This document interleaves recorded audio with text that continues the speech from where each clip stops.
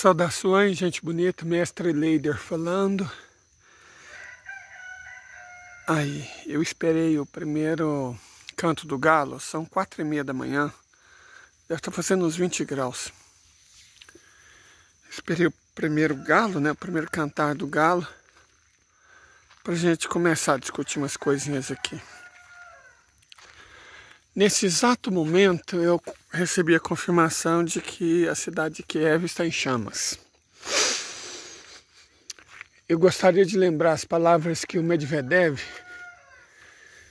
é um cara interessante, ele já foi presidente, primeiro-ministro da Rússia, agora ele ocupa um cargo, mas ele é encarregado de falar a verdade. Sabe, não é um cargo assim, tipo, não. É um cargo em que ele, ligado à segurança, em que ele pode falar a verdade. Ele é o escolhido pela Estrávica para falar a verdade. Lavrov tem que ser muito comedido, ele é um diplomata. O Patrushev nunca fala nada, ele faz. Shoigu é um túmulo, é um militar, né? Não vai ser um falastrão igual os brasileiros. Agora, o Putin, ele é um chefe de Estado. Ele tem uma dignidade. A pessoa escolhida para falar a verdade, para dar o recado, para mandar a real, é o Medvedev. Medvedev, alguns dias atrás, falou textualmente que para garantir a segurança da Rússia, eles talvez sejam obrigados a ir a oeste do Dnieper. Mas o leste do Dnieper, ele teria que ser russo. Então não só os oblastes da Crimeia, Odessa, Nikolaev, Kherson, Zaporizhia, Dnepropetrovsk, Kharkov, Donetsk e Lugansk. A Novorússia, que sempre foi russa. A Ucrânia é um país que Lenin inventou. E Stalin inchou. Certo? Não existia Ucrânia. Você não vai achar Ucrânia antes da União Soviética. País inventado. Tipo Taiwan, Coreia do Sul. Sabe, uma nação inventada. Ok. Só que essa nação inventada, Israel, né? Essa nação inventada, ela está chegando ao fim. E o fim vai ser rápido. Era só esses oblastes. A Rússia até estava disposta a, manter umas terrinhas a leste do Dnieper para aquilo, né? Para a Ucrânia. Não está mais. O Medvedev deixou claríssimo que todas as terras a leste têm que ser russas por questão de segurança. Depois do ataque contra Belgorod. Significa Kirovograd, Sumy, Poltava e o mais interessante. Medvedev falou textualmente que Kiev é russa, sempre foi russa. Isso é fato. Kiev é russa e sempre foi russa. E vai voltar a ser russa. O que vai sobrar, pelo que a gente está vendo, a lá Julieta e a gatinha que parece cachorro. Tá sempre onde eu tô. O que vai sobrar para a Ucrânia é a área onde vivem os ucranianos étnicos, né? Oeste do Dnieper, a região dos Cárpatos, Galícia e as regiões que foram anexadas por Stalin. Além da Galícia, a Bucóvina do Norte, tomada da Romênia, a Rutênia tomada da Eslováquia, a Transcarpátia tomada da Hungria, a Galícia foi tomada da Polônia. Mas essas regiões, depois os países vizinhos que se virem, não, você não tem nada a ver com isso não. Mas a questão, tem outra coisa também. Não é bem a Rússia, não tem nada a ver com isso não. Porque se deixar, sabe aquela doença aqui? Reprodução descontrolada de células, se você deixar ela volta. Você tem que tirar. O tumor tem que ser, Enfim, a questão aqui é o que vai ser feito do que restar da Ucrânia. Entrar na OTAN, entrar na União Europeia, constituir forças armadas não vai acontecer, vai ser um protetorado. O restante do país vai ser um protetorado russo. E eu não acredito, não creio, não vejo a Rússia entregando para nações inimigas dela, que foram inimigas desde o início, como Polônia, como Romênia, pedaço do território que ela conquistou. Não faz sentido nenhum você fortalecer o inimigo. Ou até faz. Os ucranianos odeiam os poloneses. Entregar um pedaço da Ucrânia para a Polônia seria um presente grego excelente para a estabilidade geral. E outra coisa também, criaria um problema com a Alemanha, porque parte do território alemão, a Silésia e a Pomerânia, foram entregues pela União Soviética à Polônia. Então, isso pode ser desentregue, né? Pode, mas aí você fortaleceria a Alemanha, fortaleceria se ela continuasse a existir. O que não é certo. Porque a Alemanha está escalando.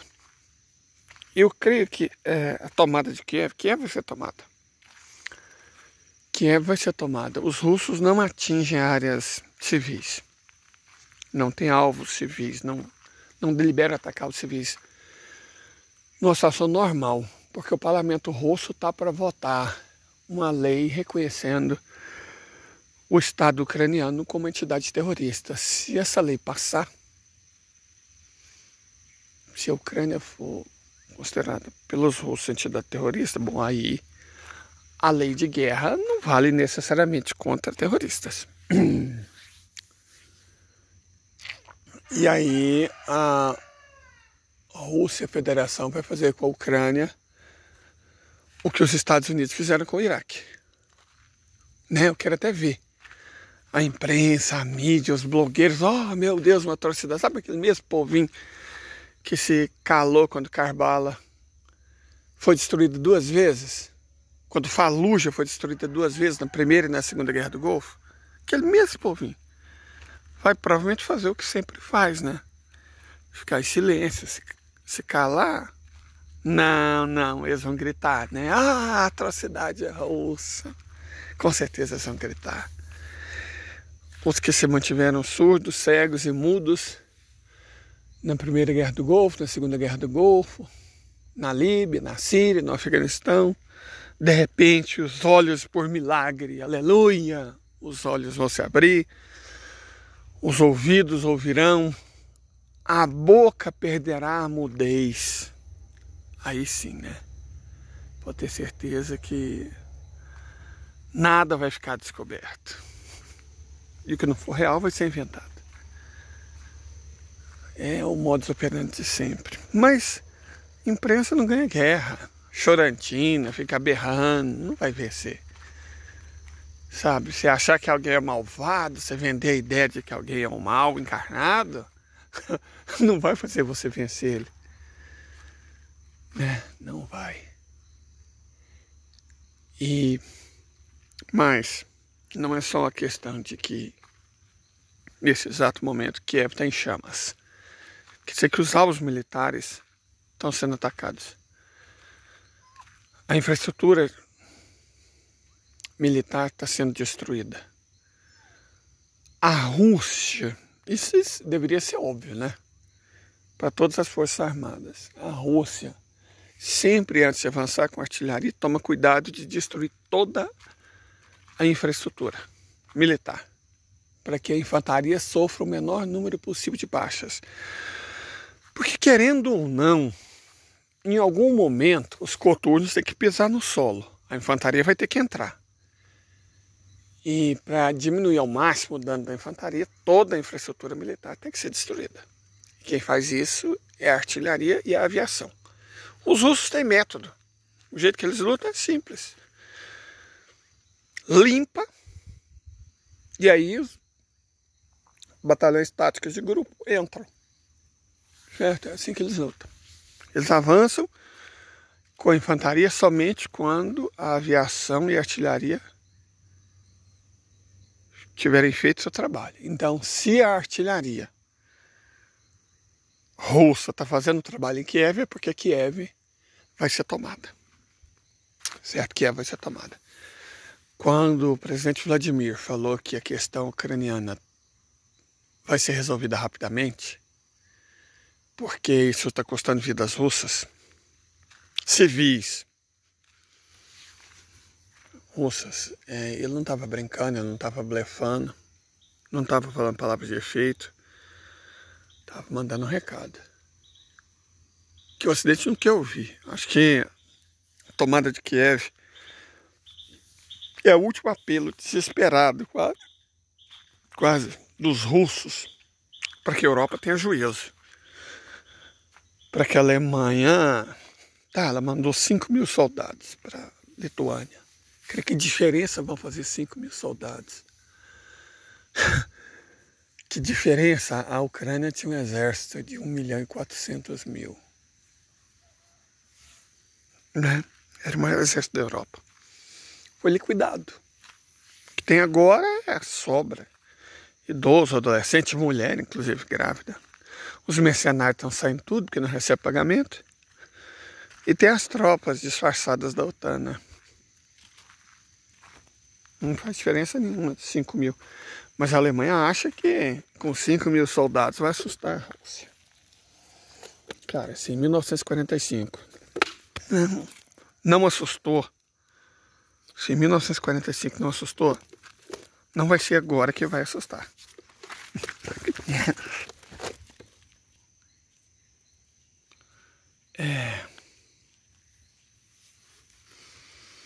Eu diria que a Europa, que já está se desindustrializando por conta desse conflito, deveria ficar atento aos sinais. Sabe, não saber interpretar os sinais é perigoso. A Rússia não está mandando só bomba. A Rússia está dando sinais de que ela não tem medo e que ela está perdendo a paciência. A soma dessas duas coisas é muito perigosa para a Europa. Se a Europa acha que vai poder contar com os Estados Unidos, é só olhar para o que está acontecendo com a própria Ucrânia. O que aconteceu com a Geórgia, que teve a mesma convicção. O que aconteceu com o Vietnã do Sul. Certo? Só olhar.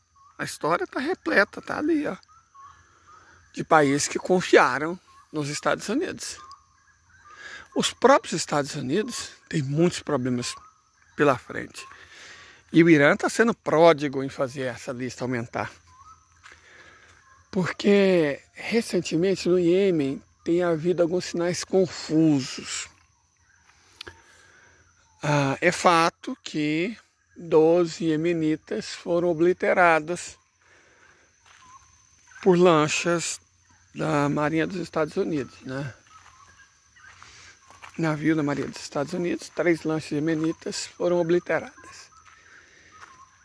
E o Iêmen prometeu vingança. E executou no mesmo dia. Um navio americano foi fortemente atacado. Parece que afundou. Foi no mesmo dia, mas no cravo na ferradura. Igual aquele lance do chefe da Guarda Revolucionária Islâmica, que foi assassinado num dia e no outro. Um carro com alguém que a imprensa israelense foi proibida de divulgar, explodiu, né? Que coisa. A resposta está sendo muito rápida, muito rápida. Para não ficar dúvida, para não restar dúvida. O ano está começando quente, muito quente. A coisa vai escalar. Ela está escalando. As pessoas falam, isso pode ser o início da Terceira Guerra Mundial. Gente, a Terceira Guerra Mundial já começou. Ela começou no fim de fevereiro do ano passado, do ano retrasado, de 2022. Nós já estamos indo para o 3º ano. Não fique esperando batalhas do tipo da Segunda Guerra Mundial, porque os tempos são outros. A tecnologia é outra, a estratégia militar é outra. A situação demográfica é outra. A população dos países do mundo está caindo. Não dá para você usar jovens aos milhões para fazer o que a Alemanha e os europeus fizeram. Não. É outro, completamente outro. Não espere uma terceira guerra como a Segunda Guerra do B. Certo? Já estamos na Terceira Guerra Mundial, estamos indo para o terceiro ano dela. E ela está ficando quente. Certo? Por enquanto, as batalhas estão sendo travadas no Oriente Médio. E na Ucrânia. Começou a ensaiar o Cáucaso, mas aí a Armênia tomou a decisão, né, de deixar de existir, que vai ser concretizada aos poucos. A Geórgia foi sensata, o Azerbaijão foi sensato, a Armênia não, acreditou nos Estados Unidos. Que tolice. Ô, Rogério, você vacilou, irmão. Você vacilou, camarada. Enfim. Ela vai deslocar para a Europa? Mas se depender dos europeus, vai. Porque os russos não vão correr nem se fingir de moscas. Para onde ela mais avança? Norte da África, restante do Oriente Médio? Cara, é exatamente isso que os iranianos querem. Deixa eu explicar rapidamente a questão aqui. Os Estados Unidos escalaram no Estreito de Bab el-Mandeb, que é exatamente o que o Irã queria. Por quê? Porque se a Marinha dos Estados Unidos realmente intervier lá, o estreito fecha de vez. Isso vai fechar também o Canal de Suez, trazendo prejuízos enormes para o Egito, que vai ficar muito nervoso, muito nervoso. Quando o Egito era um cachorrinho fraudiqueiro dos Estados Unidos, isso não significava nada. Só que o Egito agora está nos BRICS. Etiópia está nos BRICS. Arábia Saudita está nos BRICS, Emirados Árabes Unidos estão nos BRICS, Irã está nos BRICS. O mundo mudou. Então o Egito, com 1 milhão de soldados do lado daquele outro país, é o fiel da balança. Mais ainda, os danos ao comércio mundial serão catastróficos em um momento em que os Estados Unidos precisavam diminuir a inflação para poder diminuir os juros e poder ter algum crescimento econômico no ano das eleições. Ah, vai ter eleição na Rússia daqui a uns dias, sim. Mas vai ter eleição nos Estados Unidos também. E vamos explicar aqui a coisa. Com o fechamento de Bab el-Mandeb, portanto de Suez, os navios todos vão ter que dar a volta no Cabo da Boa Esperança. Circunnavegar a África, igual no tempo das caravelas. O preço do frete vai aumentar muito, porque cada dia de combustível de um porta-container custa $280 mil, R$1.400.000 por dia, só para navegar. E a circunnavegação significa mais ou menos 2 semanas a mais, é só fazer as contas. O que isso vai custar dinheiro? Quase R$20 milhões a mais, só de frete, para dar a volta. Numa circunstância em que o canal do Panamá está semi-inoperante. Então os custos do frete vão aumentar muito. A velocidade do frete vai diminuir, porque todos os navios vão gastar mais tempo. O número de navios não aumenta. Significa que a carga transportada por unidade de tempo vai diminuir. Então vai haver desabastecimento. Quando você soma desabastecimento com aumento do custo do frete, você gera inflação, principalmente em países que dependem de importação. É o caso dos Estados Unidos. 3 em cada 4 produtos industrializados nos Estados Unidos, consumidos lá pelo consumidor direto, são importados. Os Estados Unidos destruíram a capacidade industrial, mais ou menos como o Brasil fez, né? Depois da Lei Candir de Fernando Henrique Cardoso, para favorecer o agro, favorecer os setores parasitas, porque o agronegócio é parasita. Sabe por que ela é parasita? Porque fica com 50% do crédito dirigido desse país e contribui com 3% da arrecadação. Então o Brasil, o povo brasileiro, o consumidor brasileiro, o contribuinte brasileiro, o cidadão brasileiro sustenta o agro. Não o contrário. Então, para favorecer esses setores atrasados da economia, Fernando Henrique Cardoso iniciou o processo de destruição da nossa indústria, que na verdade veio um pouquinho antes com a financiarização, ainda no governo militar, na ditadura. Você junta financiarização, mais a reprimarização levada a cabo pela Lei Candir. O Brasil, no último ano do governo Lula, exportava essencialmente equipamentos de transporte. Avião era o principal item da nossa pauta de exportação. Tinha navio, plataforma, ônibus, carro, né? Agora não. A gente exporta semente, soja, milho, isso é semente. Cadáver de animal, né? Bovino, suínaves. E pedra, que é um nome bonito para o minério. É uma pauta de exportação paleolítica. Mas a situação dos Estados Unidos não é melhor. Não é melhor de forma alguma. Eles dependem brutalmente das importações. E as importações vão ficar difíceis por conta dessa crise, que eles mesmos estão ajudando a amplificar. O que acontece? A consequência mais óbvia vai ser um aumento brutal no preço das coisas nos Estados Unidos, a inflação. Como lá é liberal, a única resposta que eles sabem não é aumentar a oferta, né, investir, igual seria o Estado mais keynesiano. Ó, vamos aumentar a quantidade de indústria, investir na infraestrutura, produzir energia, para aumentar a produção. Não, eles não sabem fazer isso mais. Aliás, mesmo se eles quisessem, eles não têm engenheiro, no gerente deles, só sabe controlar fluxo, é cabeça de planilha, não sabe dirigir um chão de fábrica. Eles não sabem mais produzir, os Estados Unidos não sabem. A Apple, por exemplo, uma empresa dos Estados Unidos, industrial, ela não produz nada, ela não tem uma única fábrica. A Apple, você sabe disso, ela não tem uma única fábrica. Uma única fábrica. Tudo nela é terceirizado. É o que restou para o capitalismo americano.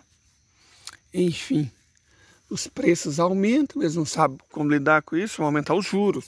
O problema é que aumentando os juros, você diminui o consumo e gera recessão e desemprego. Mais do que isso, aumentar o juro numa economia com uma dívida de 104 trilhões de dólares é um erro terrível, porque vai aumentar brutalmente a dívida. A dívida crescendo e a arrecadação caindo por causa da recessão, como é que eles vão pagar? Eles não têm como pagar os juros dessa dívida. E os Emirados Árabes Unidos, né, proxy da Arábia Saudita, já falou. O ano que vem tem 10 trilhões o mundo para receber. Se os árabes não receberem a parte deles, eles vão vender petróleo em qualquer moeda do mundo, menos o dólar. E aí o dólar acaba. A desdolarização, que já está avançando aí, ela avança de vez. Sem o dólar, podendo comprar qualquer coisa, os Estados Unidos não são ninguém. A única indústria que ainda tem é a impressão de cédula. Então, se desdolarizar de vez, se o dólar não servir nem para comprar petróleo, e os 90% da produção do petróleo negociado no mundo é basicamente de países da OPEP+, dos BRICS+, e essencialmente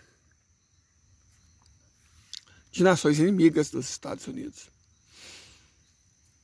A Rússia, Venezuela, Irã, né? E os árabes, os muçulmanos, que estão sendo agredidos pela entidade sionista. Então os Estados Unidos estão numa situação terrível. Contar com os Estados Unidos e a Europa é um erro brutal. Eles não dão conta de cuidar nem deles mesmos. Se vocês forem para cima da Rússia, a Rússia vai ir para cima de vocês. Esse ano vai ser pauleira. E as primeiras pauladas já estão sendo dadas. Não são notícias as mais, né, para começar o dia. Mas é o que temos. A verdade. E o fato de YouTube tem vídeo meu que tem 2 dias que eu estou tentando upar e não estou conseguindo. O YouTube simplesmente não quer. Vamos ver. Tomara que esse aqui chegue ainda hoje, né, para vocês. Tenham um bom dia. Permaneçam atentos. Firmes, tranquilos, mas permaneçam atentos. O mundo está ao contrário e a gente está reparando. Certo? Muito obrigado, até mais.